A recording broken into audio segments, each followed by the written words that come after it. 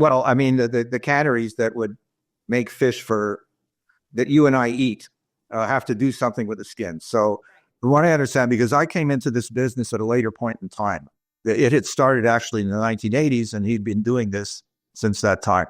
So yeah, it was just, a repurposing of fish skin that was going to be thrown out.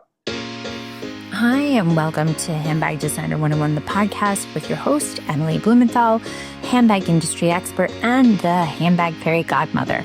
Each week, we uncover the stories behind the handbags we love, from the iconic brands and top designers to the creativity, craftsmanship, and culture that define the handbag world.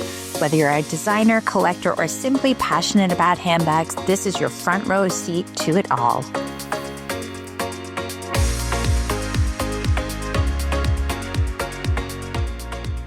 Welcome to Handbag Designer 101, the podcast. I am with Stanley Major of 𝐶 Leatherwear.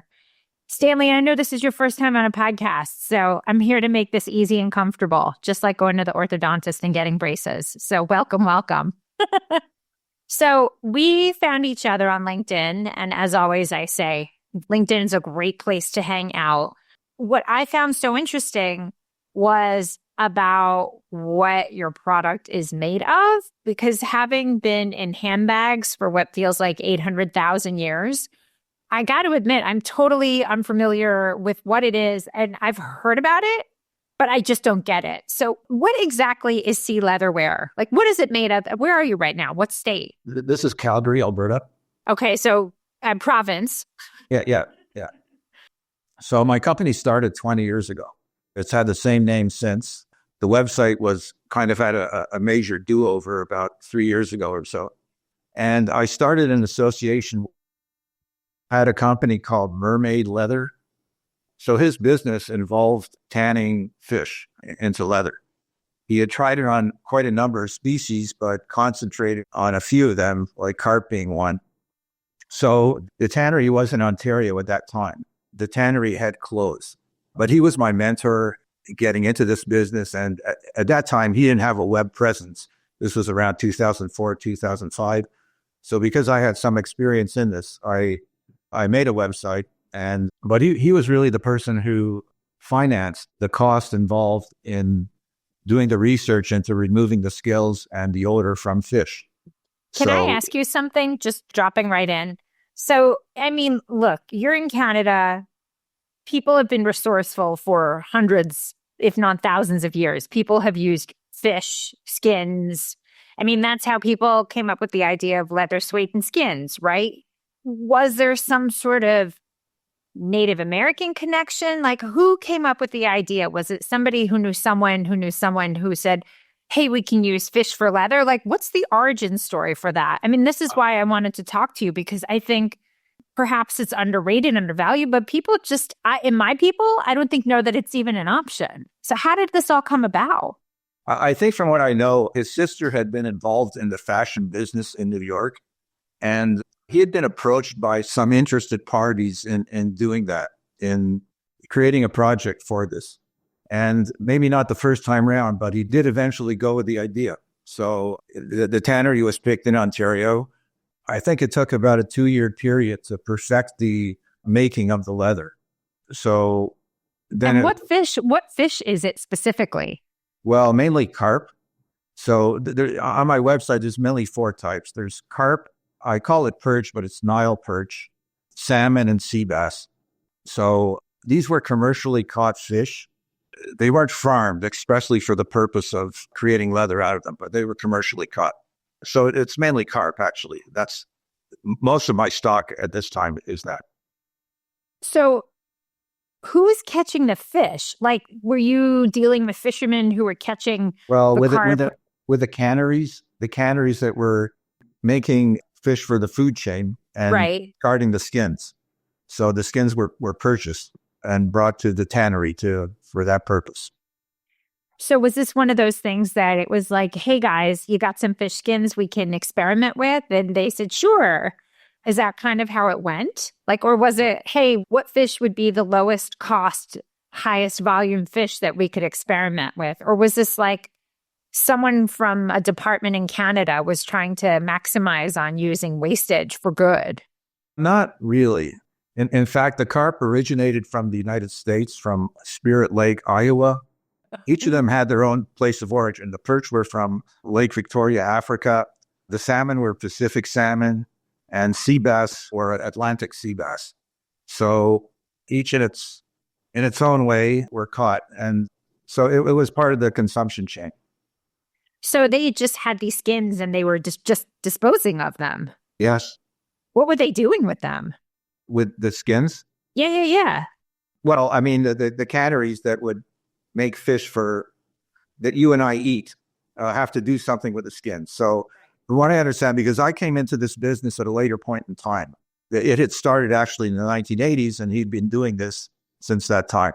So yeah, it was just, a repurposing of fish skin that was going to be thrown out. Interestingly, since I started the website back in the beginning, I was approached by a lot of canneries, I guess, that wanted to sell their fish skins. And they contacted me on that account. The tanneries closed, and, that's how I've been operating my business. So that's so interesting. So all of a sudden word got out that like, hey, there's this guy in Canada who used to be in the US, is in Canada, is taking fish skins and turning them into products. So I bet you were bombarded with people like trying to get their skins off their hands, no? I was more bombarded by leather manufacturers in Sialco and Lahore, Pakistan, who wanted to manufacture my products. So the fact is that I didn't have a lot of end products. I was just really selling the skins to designers or manufacturers that might want to use them. There were a few products that had been made, which I carried onto my website, which are still there, which are belts, golf gloves, and wash straps. These were made offshore with the leather. I haven't pursued making end products, but, focusing on selling the skins to the makers. I know, or those who don't know, anything that's manufactured, it comes in those big rolls and it's sold by the yard. Leather is sold by the square foot because it's an animal and it's a skin, and then there's wastage. How is a fish skin sold? Do you sort of, and like, what's the wastage? I have to say that mine is not really sold by area. They're sold by the skin. So if you look on the website, I have some skins here to show you, but not a batch of them. But on the website, you'll see a batch of them with some attachment tying them together. That's the way they're sold. They were grouped in lots of 50 or 100 or whatever. So in terms of wastage, there was no wastage. Skins that were sort of lesser quality, I called them factory seconds, and I put them on the website, at a discounted price. Some was really sort of garbagey, I guess. So they might not have put on. One of the things that I have on the website is called crust. I'll show you a sample of them. This is called crust. So it's been tanned, but it hasn't been colored. It hasn't been finished. There's another form of crust which hasn't even been stretched. They look like this. Oh, God. Yeah, it looks like a dry rag. It's like sometimes they come clamped together. Uh-huh. And in order to stretch them, something like this had to be used to spread them on the screen. Wow. And I'll show you, this is a sample salmon skin. So you might be able to see the stretch mark there. Yeah, that's so cool. But is that a stitch in the middle? So So what this is this was a poorly tanned skin because the scales were still on it. Uh-huh. And for the most part, all the scales had been removed. I had a sample sea bass skin here. Okay. So if you look closely, you can see those skin, a few scales remained in it. Oh my God. And what you can actually do is you can use tweezers or pliers or something to pluck them out. I'll see if I can do that here. If you ever wanted to start a handbag line and didn't know where to start, this is for you. Living proof that independent designers can make it big. Emily Blumenthal is one prime example. If you had dreams of becoming a handbag designer and didn't know where to start, this is for you. If you have a handbag brand and are in need of strategy and direction, this is for you. I'm Emily Blumenthal, handbag fairy godmother and handbag designer expert, and this is Handbag Designer 101, the masterclass. Over the next 10 classes, I will break down everything you need to know how to make, market, and manufacture a handbag. Broken down for you that you'll not only skip steps in that handbag building process, but also save money in that learning curve. For the past 20 years, I've been teaching at the top fashion universities in New York City, created the Handbag Awards, and also the Handbag Designer 101 podcast. I'm going to show you like I have countless brands, from sketch to sample to shelf, whether you're just starting out and don't know where to begin, or even if you have a handbag line and just need some strategic direction, the Handbag Designer 101 Masterclass is just for you. So let's get started, and you will be the creator of the next IT bag. Join me, Emily Blumenthal, with the Handbag Designer 101 Masterclass.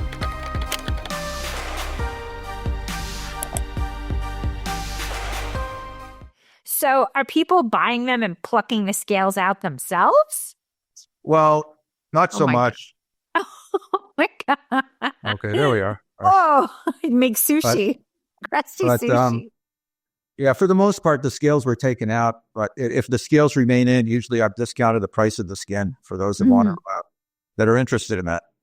Is there usually a seam in the middle because they're sewn together, or they're not really? No, there's usually not a seam. What I would say is the scales are sort of symmetrical. So if you were stitching them together, you might be able to align them so that it's difficult to notice where the seam is. Do you find, though, that how alligator, croc, all of those, which they call exotics, most of them are outlawed now. Do you think, and Nancy Gonzalez, I don't know if you're familiar with her, she was arrested, the whole thing of having an illegal exotic farm. And, there are some places that will no longer allow it, or if they allow it, the prices are so, expensive. Do you think people can use this kind of fish skin as a replacement for exotic skin if people didn't know the difference? Because it carries a similar pattern. My answer, yeah. I mean, alligators and crocodile have their patterns. Each of the fish type have their patterns. I'll show you what the different patterns are here. And for those who are listening, definitely go on to the YouTube, because our friend Stanley is showing us actual visuals. And I gotta say, for someone who didn't know anything about fish skin before, this is like the coolest thing ever. This is what a standard salmon would look like. Okay. Like this one doesn't have the scales in the middle that you saw before. And salmon have the smallest scale pockets, which is, I think, what attracts them to many designers. It's really interesting because obviously a fish is skinnier than an animal, or, any kind of animal. It looks like it would be good for a smaller, like a clutch kind of bag, without people even knowing what it is, because the pattern is definitely unique.